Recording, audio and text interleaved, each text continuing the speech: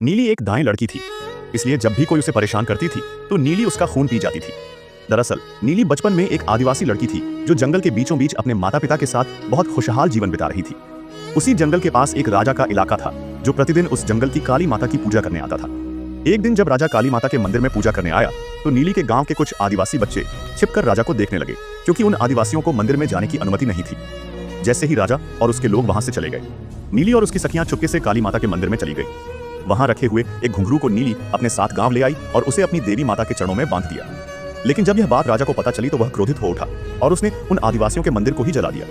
यह देखकर सारे गांव वालों के पैरों तले जमीन खिसक गई। राजा से बचने के लिए सब लोग रात के समय भागकर एक गुफा में जाकर छिप गए। लेकिन उस गुफा में कुछ ऐसा रहस्यमय सामान था जिसके बारे में कोई नहीं जानता था। नीली बहुत चंचल स्वभाव की थी, इसलिए वह अकेली ही उस गुफा के अंदर चली गई। कुछ दूर जाने के बाद उसे एक अजीब और अनोखी मूर्ति दिखाई दी। जिज्ञासावश उसने उस मूर्ति को छू लिया। तभी अचानक बहुत सारे चमगादड़ आकर नीली को काटने लगे।